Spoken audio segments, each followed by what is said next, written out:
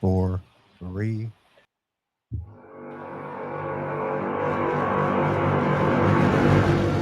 Some people in this world are on the front lines of the struggle between good and evil, and some, like us, bear witness. I'm Therese Apel. And I'm Nicole Crowell. You may have heard us as we worked on stories and series about law enforcement and crime. And it's safe to say we've seen some of the best and worst of human nature. We decided there's no greater honor than bringing you the stories of the men and women who seek out the monsters, who speak for the victims, and who put the pieces together on some of the biggest Mississippi crime stories of our time. Welcome to Investigation Homicide. Hey guys, welcome to Investigation Homicide. Thanks for joining us tonight. Of course, I'm Therese Apel, and we have Amanda Johansson with us tonight. Hey everyone. Of course, she's a Clinton police detective. And Amanda, how are you today? How'd your day go? I'm pretty good. I'm trying to get back into the hang of things from being out of the office all last week. So I'm a little off this week. Right? That'll slow you down for sure. Yeah. So tonight, our guest is Investigator Justin Dyar from Walthall County, and we're going to talk about a case that I always find it interesting when we're talking about a case that I remember covering. And this is one that I just remember. I don't remember a whole lot about it because I never did go on scene, but it was one that kind of stretched out over a little bit of time. The name of the victim was Chad Bryant, and the name of the suspect was Yerby Hughes. Did you get a chance to look it up? I looked it up. I couldn't find a whole bunch, and the name Yerby Hughes kind of sounds familiar. Mhm. And I know this case only happened a few years ago, a Right. handful of years ago. But I just remember that there was a big search. Right. Yeah. Right. So, of course, Investigator Dyar was the lead investigator on the case. Justin, thank you for joining us. Go ahead and tell us a little bit. Absolutely. Thank you all for having me. Oh, sure. No problem. I didn't mean to talk over you. We've got a little bit of a lag here. Go ahead and tell us about your career and what brought you here. Yeah, so born and raised in Walthall County, went to University of Southern Mississippi, graduated from there. While I was actually in my last of college, decided to join the part-time police academy, went through that, graduated in 2016. Went ahead and finished out my degree, but had already been bit by the bug, so it was all eyes ahead on law enforcement. So I began working part-time with our local agencies here, the Talatown Police Department and the Walthall County Sheriff's Office. Took a full-time role with the Sheriff's Office in 2018. And very soon after graduating the academy, moved to investigations, and that's where I've spent my career since. So I've been an investigator. Now, did you know from the beginning that that's what you wanted to do? Did you know that you wanted to become an investigator eventually?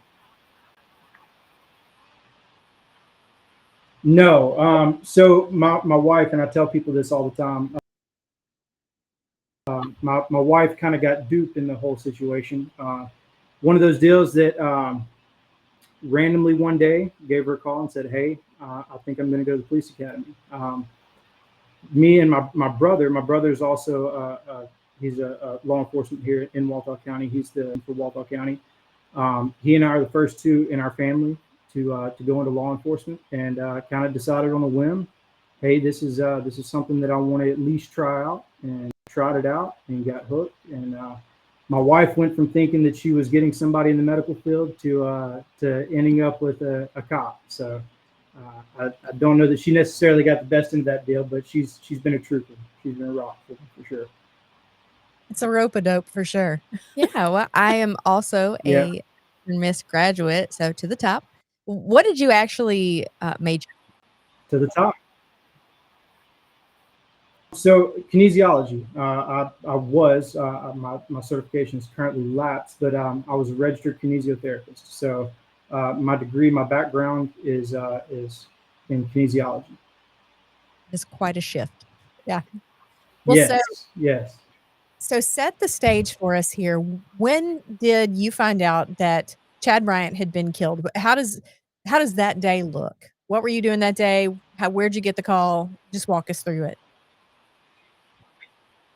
So it started off just like any other day. By the time that I got up and rolling and was proceeding throughout my day, it was day as usual. I had an 8-month-old son at the time, my firstborn Jack. It was in the process of bringing him actually to daycare whenever I got the phone call. My partner at the time, Aaron Rushing, he was actually the on call for this. He got the call first. Call originally came to the sheriff's office about 6:30 that morning, but I got notified around 7 after our deputies had made it on scene. Get a call from him that says, "Hey, we've had a homicide. Need you to come to this address." And gave me the address. So finished dropping my little boy off and turned around and went back to the scene. Amanda, as a detective, how annoying is it when you're in the middle of everything and then all of a sudden you get a call to a scene like this? I mean, I realize it's your job, but what's that like? That's never really bothered me too much other than if it messes up my morning routine. If I can't get my day started right, if I can't have my cup of coffee or my cup of tea before I actually have to talk to people, that is not a great start to the day. Right. But once you get on scene, you kind of just you start going to work and you kind of forget about it after a little bit. Sure. So, Justin, were you properly caffeinated and what happened next? So I make it on scene. Myself and the other investigator, we do an initial walkthrough, meet with the deputies that were on scene. Of course, there's family members that have shown up at this time, and actually that's how he was discovered.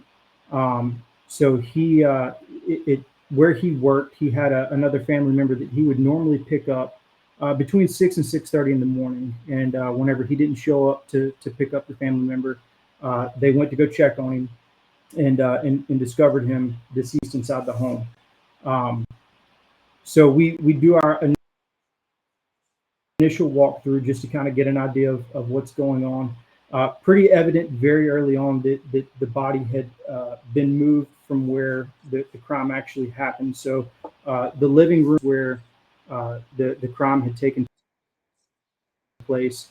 And then, of course, there were drag marks throughout the house where the body had been moved to a laundry room. Initial assessment of the Chad Bryant, he had been shot multiple times, facing head area. So a pretty gruesome scene. Definitely knew that we were looking at somebody that had a propensity for violence. So it was rather small scene in rather small community in Walthall County. Of course, we're super tight knit. Our entire county's population is under 14,000. So it doesn't take long for word to spread and for people to start showing up. But go in and find him there, and of course we start making our calls and getting our game plan together and preparing for the next step.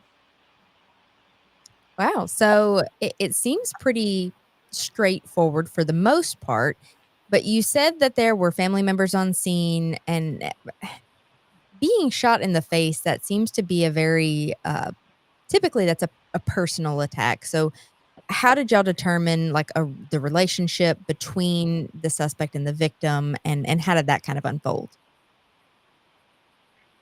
Yeah, so it is pretty straightforward in that sense, and I always caution my guys and caution other investigators. On the ones that seem very straightforward, those are the ones that are easiest to miss things on. But we had some family members there, so we kind of had an idea of who was staying at the house with Chad. He actually had Yerby, which had been staying with him for the last couple of days. The family members that were there on scene said that he had been there for almost a week at that point, and we were actually able to, through doing, find out that one of our deputies had actually given Yerby Hughes a courtesy ride to the house. So on September 15th, Yerby Hughes was actually released from our jail.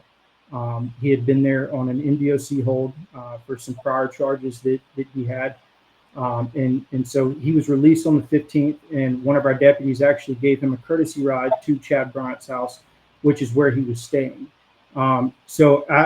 He's the only person that lived in Chad, and of course he was gone. And then one of the big things was that Chad's vehicle was missing from the house as well. So we pretty early on had a pretty good idea of who we were looking for and what they might be driving, which was obviously our victim's vehicle. Now, let me backtrack a little bit. Tell us a little bit about both Chad and Yerby. Who were these guys? I mean, obviously, small community. You probably knew about both of them if you didn't know them personally before this. Yeah, so I've had quite a few experiences with Chad over the years, specifically once being in law enforcement. Have actually worked a case where he was a victim of a theft and was able to recover some property from him. Very well known in that part of our county. Yerby, not so much. If I'm being totally honest, Yerby was in prison for probably the majority of my adult life, and was actually released not too terribly long before. He got in trouble back in Walthall County back in the day. I think went to prison on a kidnapping charge. Had some prior stuff, so never really had any experience with Yerby Hughes up into this. Now I knew some of Yerby's family, but had never actually dealt with or spoken to Yerby prior to this incident. Were y'all ever able to kind of establish how Chad and Yerby knew each other? Because it sounds like Chad was a well known throughout the community and upstanding for the most part, and then you have this gentleman Yerby who is released from prison, so they seem like unlikely Roommates? roommates. Yeah. So there was a drug scene, I guess you could say, that some drugs that would play a part in that. But then also too, Chad actually had a prior relationship with Yerby's sister. So they knew each other. They're around the same age. They kind of grew up together. Chad was dating or had dated at one point Yerby's sister. And then, like I said, there was drugs, which we'll talk about a little bit later, that was that what happened. But there was definitely a. Okay, so now that we kind of know how Chad and Yerby knew each other, you get the call, you show up on scene, y'all have kind of determined that Yerby is y'all's main suspect. So where do you go from there?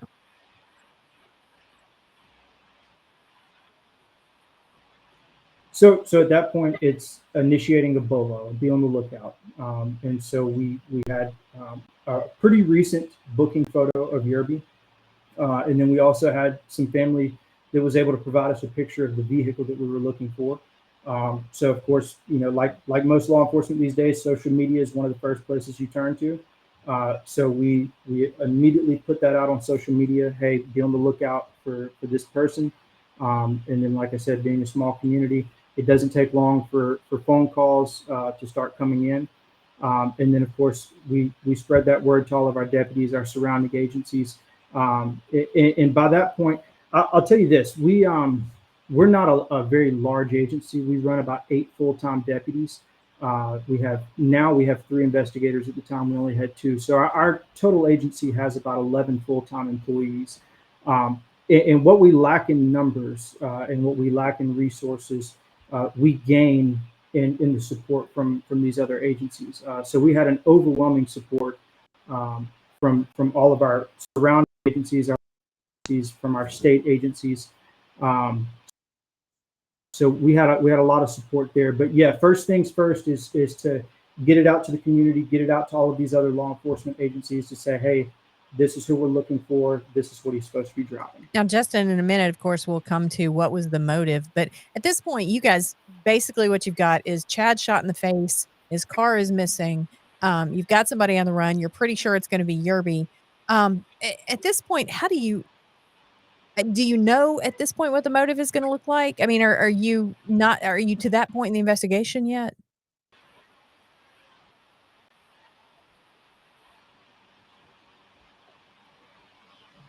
I'm sorry, you kind of cut out on me there. So basically what I was just asking is you've got a victim, you've got a probable suspect, you know that you're missing the car. Do you have any idea yet what the motive looks like?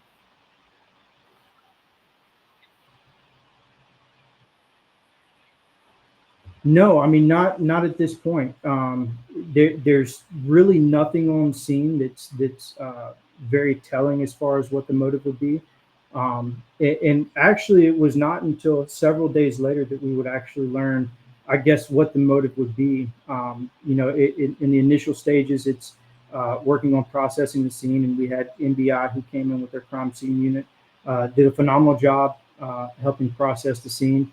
And we, of course, our initial priority was to locate Yerby and locate the truck, and I can actually go into that. So we were actually still on scene when the first sighting of the vehicle came in.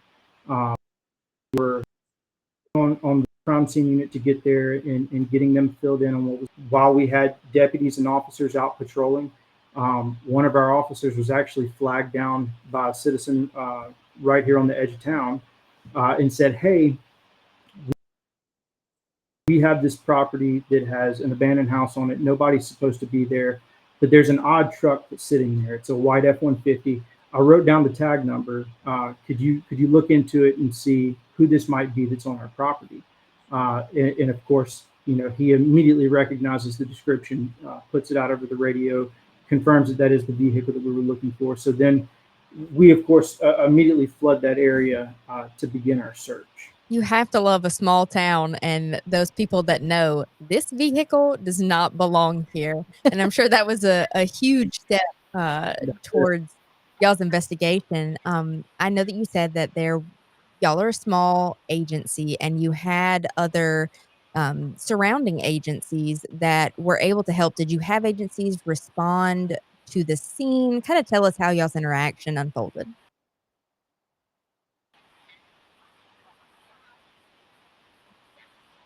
Yeah, so primarily at the scene, it was mainly NBI and their crime scene unit, and we left some people on scene to act as a liaison while they were processing.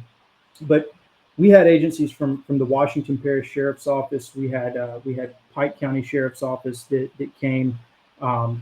We would eventually end up with even agencies like the ATF, but Highway Patrol, NBN, the Bureau of Narcotics, Department of Transportation, NDOC. We had a whole bunch of people that showed up.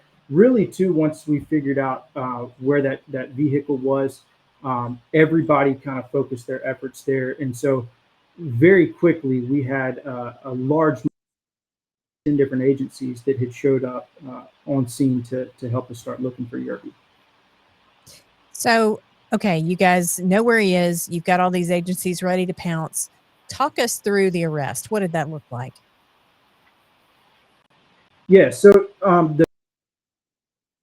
the first day we start looking, and now we also too have a second scene that we're processing, right? So the first scene, which is where the homicide actually occurred, and then the second scene is going to be where the vehicle was located. So we have a team that starts processing that area, and we actually end up finding some things that we're not sure at the time. Some crucial pieces of evidence that at the time didn't know what part they played that would later come into effect. But we spent the first day searching the ground for Yerby. We actually out of Washington Parish, the Rayburn Correctional Center, Warden Travis Day runs a phenomenal prison down there. He has a track team where they have beagles and they have a team that's dedicated to helping search for people that we're looking for. So they sent a team up. We spent that whole first day searching a pretty heavily wooded area, woods and fields and creeks, running a track on him, and we're unsuccessful that first day. After that first day, we had kind of shut down operations and let some people start going home to get some sleep. We were getting ready to come back the second day. We actually had a sighting where, matter of fact, the same neighbor that flagged down the same citizen that flagged down the officer to let him know, hey, this truck is here on our property. He actually saw Yerby the second day, and actually held him at gunpoint. And of course, he was able to escape and get away. But we again, dog team came back. We picked up a fresh track. Spent another probably 8, 9, 10 hours looking for him again. He was able to evade us. But now during that time, we were able to locate what we believed was his bed down spot. We found a place where he had stored a couple of water bottles and had some bedding items, and it was pretty well hidden. The dogs actually took us to that, and we located that. So we had a pretty good idea of where he was going to be. It was just a matter of catching him there. So we made a decision to again back out, and then bright and early the next morning at 6 o'clock, go straight to that spot with the track team. And so that's what we did. We backed out, let him go to sleep, let him get comfortable, and then we went into the woods about 6 o'clock that next morning, and sure enough, he was laying there sleeping. We were able to take him into custody. So I just have to know, this neighbor that is on point. You have to love the nosy neighbor. With the tips. Is this guy prior law enforcement, or is he just a good old boy standing his ground? He is a good old boy standing his ground. That's it. Yeah, no prior law enforcement.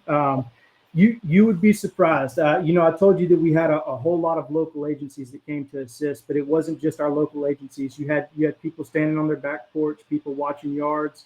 They were every bit as a part of the perimeter as any of our other people were. So, yeah, that's small town life for you. That's I love community that about here. small towns, because literally somebody is out there and they have messed with your community, and that small town is going to rally. They don't want you to be there if you did that. I want to ask about the dogs too, because I know that around here we have law enforcement that use, Malinois or Dutch Shepherds or bloodhounds or whatever like that. But I grew up doing hunter jumper stuff like that with horses. And so I'm familiar with how beagles work. And of course, if you're a hunter, you know how beagles work. Talk about, I guess, do you guys often use this this group? And are you familiar with other places using a pack of beagles like that?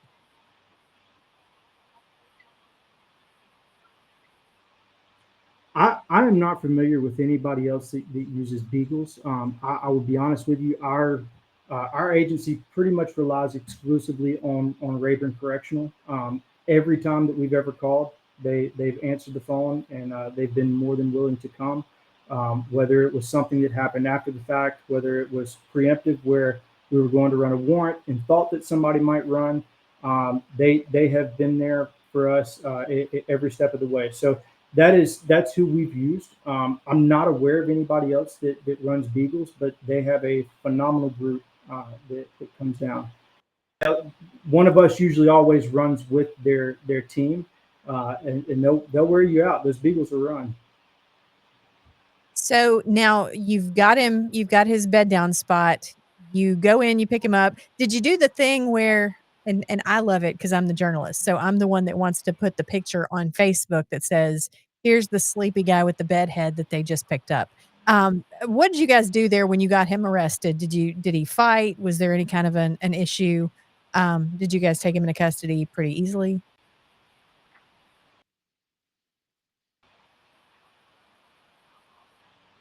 Yeah, he did not give us a fight. He was taken into custody pretty easy. I think the element of surprise that we had, he went from being asleep to all of a sudden he had 15 officers and a pack of beagles around him. So there was not really a chance for a fight, and that's how we wanted it. We didn't want there to be a fight or a chance to run. We used the cover of darkness and the element of surprise, and it paid off for us. So now that you have him in custody and you have ruined his morning and he did not get his cup of coffee to caffeinate. Right. I would imagine that y'all took him back to the station and tried to interview. So tell me about, were you able to interview? Did he make any statements? Absolutely. And you know, as a detective, that's when the work begins. That's when the fun starts, right? So yeah, we took him back. I actually conducted a series of interviews with him, and we had some other people that spoke to him as well. But the first interview that I sat down with him, it was really a two-part deal. The first time that I sat down with him, um, he confessed to a lot of things, did not confess to the murder. He confessed to stealing his truck. He confessed to, getting into an argument with him um, over Chad not supplying him with the narcotics that he had asked for, and so because of that, he stole his truck and he went on the run. Um, so I asked him some questions, of course, developed rapport with him, and was able to gather some circumstantial statements that he had made. Of course, we were able to place him there based upon his initial statement. Place him there at the time of Chad's death. He was the last person to see Chad alive. It was more than just him having stolen the truck, that he was on the run. So we were able to kind of lay out all of those pieces of evidence towards the end of it. That basically spelled it out for him that, hey, we know what's going on here. And of course, that was all made crystal clear whenever he received his copy of the murder affidavit. And so, but yeah, I talked to him, made a lot of admissions, not necessarily a confession, in that first phase, and departed that night. Went home and received a call from the jail. I guess reality kind of sank in for him. He realized what was going on, realized the hand that we had. Called me back in, wanted to speak to me again. Actually, the first time in my career that I've ever had somebody out of the gate ask me for the death penalty. Was kind of how he started that interview. He said, I will tell you everything that you want to know. I will wrap the case up in a bow for you, and give you every detail about what happened, but all I ask in return is the death penalty. So of course that kind of opens up the door at that point for, well, tell me why you deserve the death penalty. And so then he again goes into making more admissions, with no really confession, but making more admissions that somebody was shot 7 times in the face. The person that shot them would have taken their dope and would have taken their money. And so all of these things that we had gathered in evidence, he's making admissions towards that only the person who did it would have known. And so that was his thing. And of course, the last piece of evidence that we're missing is the gun. And during that interview was, if you can get me the death penalty, then I'll give you a full confession and I'll take you to where the murder weapon's hidden. And one of the statements that he actually made during that time was, I can take you to the murder weapon the same way that I took you to the key. I know that he didn't leave that area that we found him in. And he had, during the first interview, he had actually taken me to where he had the truck keys hidden. So we kind of had a good idea that the gun was in that same general area. And so then, of course, that's where the ATF K9 comes in. And the ATF sent a K9 unit from Baton Rouge, and they came up here, and within about 30 minutes, we had the murder weapon. I love a good dog story. This is such a good dog story on top of everything else. So Justin, I'll ask you this first, and Amanda, I'll get you to follow up if you don't mind. When you have a suspect that is willing to admit to everything but the homicide or the main crime, I guess, I guess I'm trying to put myself in their head. What do they think that accomplishes?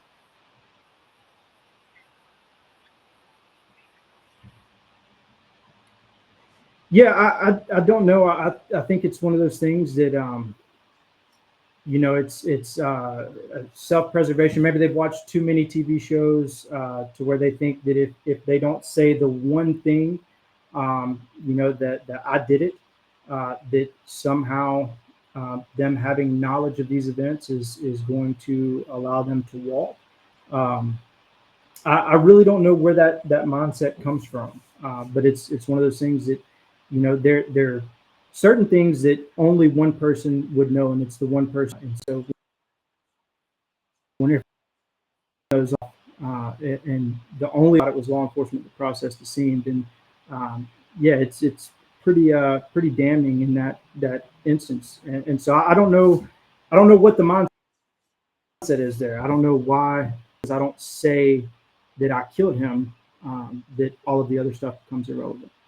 Sure. And Amanda, what are your thoughts on that? When they're doing that, what's going through their mind? So I do agree a lot of it has to do with self-preservation. A lot of it also has to do with like this internal guilt mechanism Mhm. where we think that if we are, admitting to certain things that we won't feel as guilty because we're being cooperative and we're being honest, and we think that that one main thing that we're not saying, we can bury it deep down inside. And I think that ultimately that guilt is the very thing that got to Yerby, and that's why he called and wanted to do another interview, and that's why he asked for the death penalty. One of the main questions that I like to ask people in an interview is, what do you think should happen to someone who has done, this thing, whatever it might be? And oftentimes their answer, if they are an innocent party, or if they're the actual victim, they say, well, this person needs to go to jail. They need to, whatever, death penalty, whatever.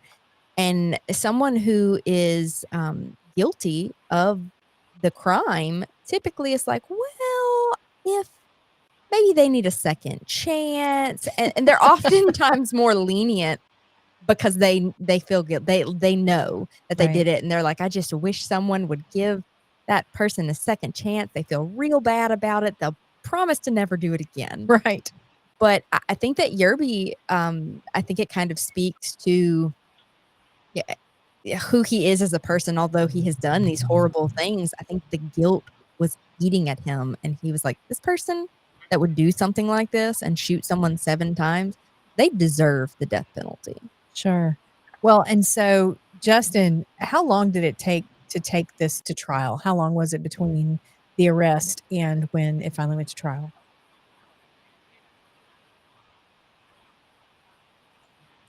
So we actually didn't go to trial. He pled prior to us going to trial, but it was roughly 2 years. If I'm not mistaken, it was around two. He spent in custody here, um, awaiting trial, but he ultimately pled guilty to first degree murder, um, prior to trial. So, I guess my next question then would be, obviously, I've seen a few cases also where someone asked for the death penalty, including one in Copiah County where he didn't ask for it right off, but when he got into court, he said, "Give me the death penalty," and they did. And then a couple years later, he came back and said, "Whoa, let's appeal this." Did Yerby change his tune in that time between when he asked you to help him do that and when he pled guilty? Because obviously when he pled, he had to understand he's not getting the death penalty anymore.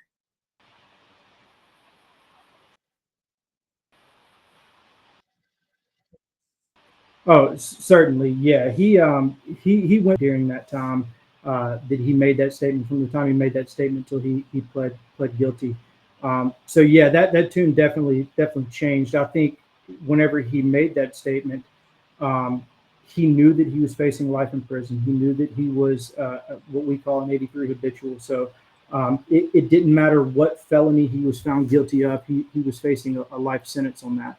Um, and so I think in his mind in that initial stages with the guilt and the potential of facing life in prison, I feel like maybe there was some sincerity in, hey, give me the death penalty because I deserve it. But that of course very quickly changed. And actually we saw for probably the first year and a half that Yerby was in our custody. Um, he almost was trying to set up a play for a run at it being mentally incompetent. Sure. He kept eating things that he shouldn't have been eating and swallowing things. We ended up back and forth at the hospital. for to have things surgically removed from him. So he tried a lot of stuff to play the mentally incompetent card, and then ultimately when he realized that hey, that's not working either, this is going to go to trial, and this is what you're looking at. We pled out in sentence.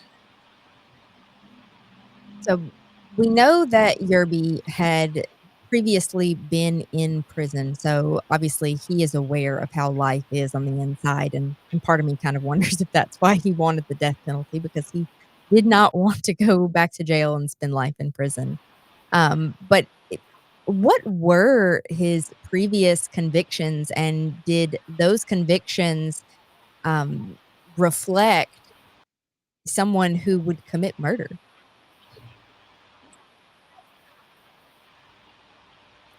So, as far as violent tendencies in the past, I can't speak a whole lot to that. Now, I am briefly familiar with his one of his prior charges, which was kidnapping, and he was actually arrested and convicted for a kidnapping that he committed here in Walthall County. Um, Kidnapped a lady, tied her up, stole her truck, and then actually ended up on a pretty wild police chase that went through parts of Washington Parish and back into Walthall County before he was ultimately caught. But um, I wouldn't say that just by looking at his criminal history, you would have said this is going to be your guy that commits murder.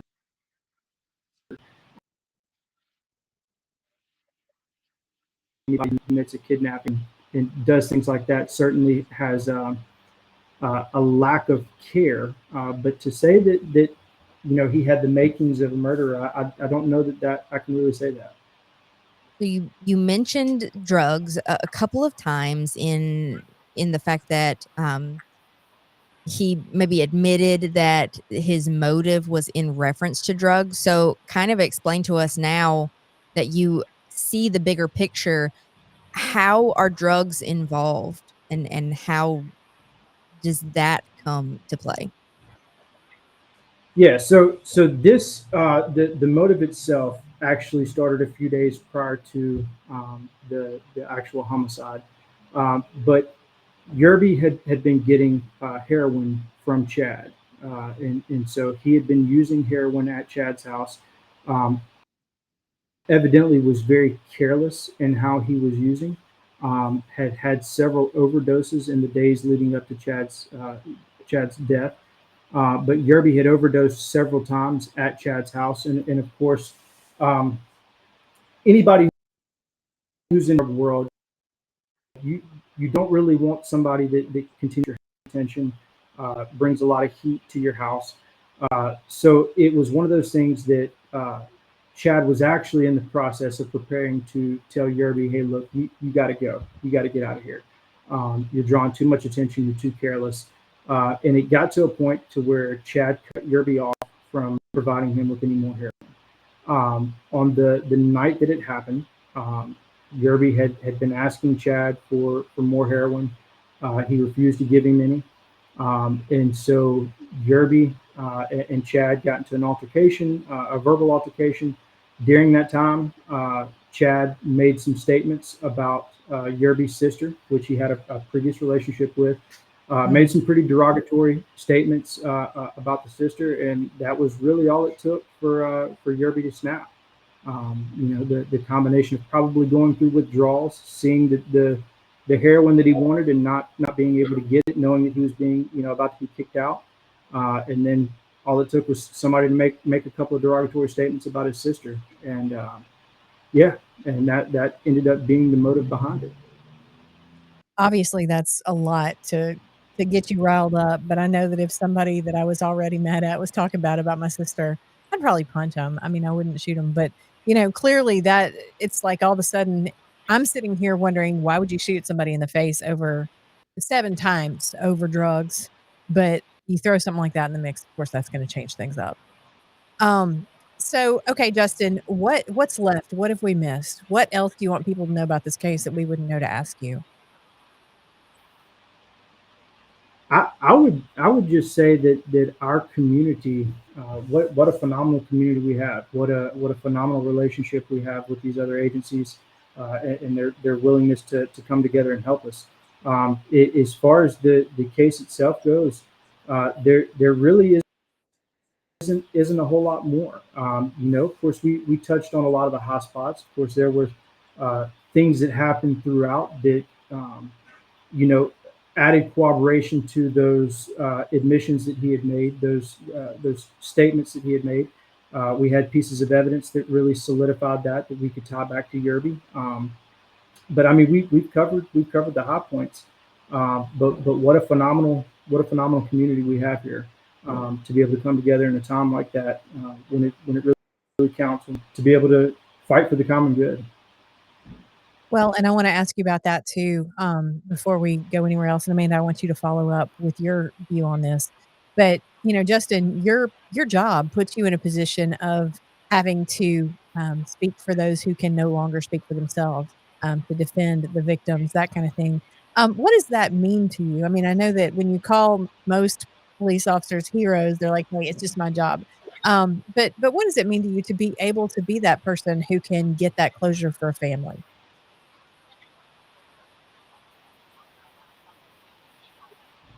It means everything. I mean, it's one of the greatest honors that we can have. Um, there are days where this gets really tough. This job can be tough. It's a strain on your family. It's a strain on your personal life. It's a very stressful job. It's a very heavy weight, very heavy burden to carry. Knowing that you are the last line, the last hope, the last opportunity, and the voice for some of these people. Um, Whenever I was going through the police academy, one of the my fellow classmates actually said something that has stuck with me since. And when they asked him why it is that he wanted to get into law enforcement, why it was that he wanted to become a police officer, his was, "If not me, then who?"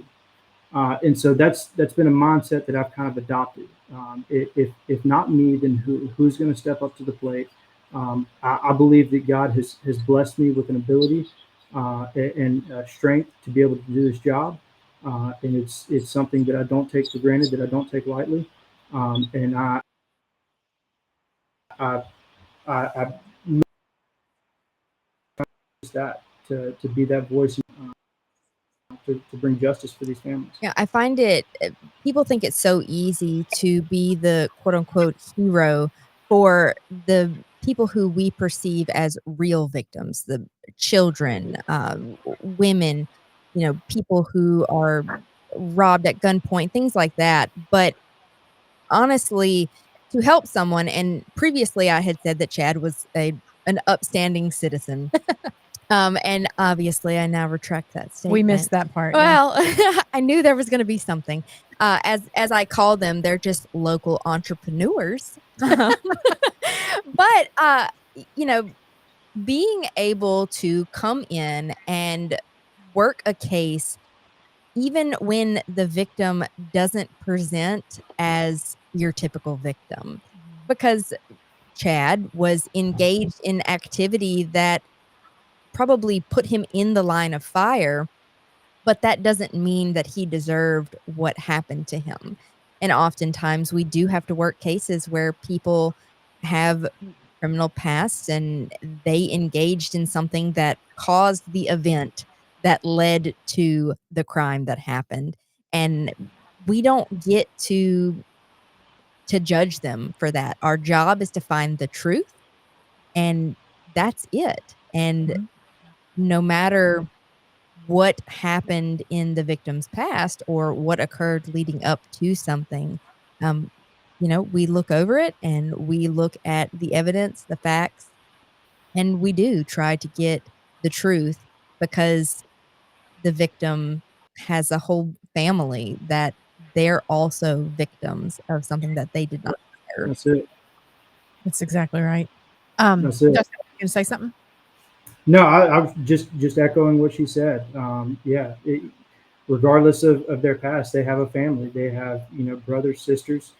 They have children. They have mothers, fathers. So yeah, regardless of what their past is, they have family that's there. They have people that are still devastated at the end of the day, and it's our job to remain objective, to find the truth. Well, and I just want to throw out there that the last time I saw your sheriff, I saw him at the sheriff's convention, but prior to that, you guys were helping out in the line of duty death of Officer Troy Floyd over at Summit. And your department always does a great job. You guys are always, top notch. And we really appreciate your joining us tonight and your sheriff allowing you to do that. Amanda, do you have any closing thoughts? No, I just think that, y'all did a really great job of following the leads. Y'all's community. I love hearing about people. You said that they were part of the perimeter. I love Yeah. that. And I think that speaks volumes about your community and about y'all's agency, and that y'all do rely heavily on them.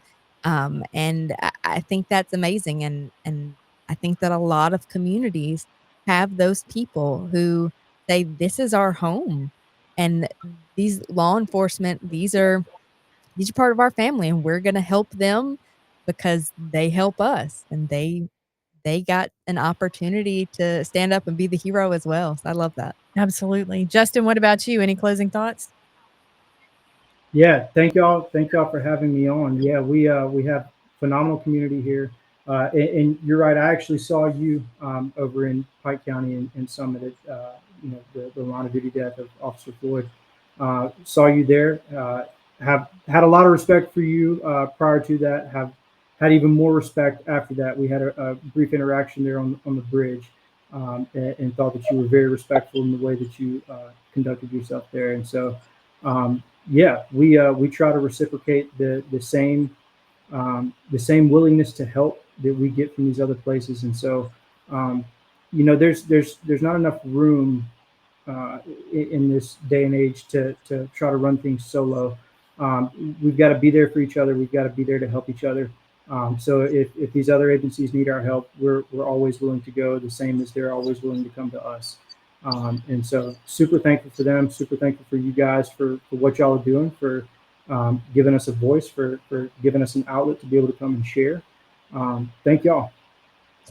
Well, and I want to tell you too, I was thinking that was you. I've spent this whole time since that happened on the bridge, asking Pike County, like, what guy, which one of your guys was on the bridge? Because it's nobody that I've met or seen yet. And they're like, I don't know. And they keep naming guys. I'm like, that's not him. That's not him.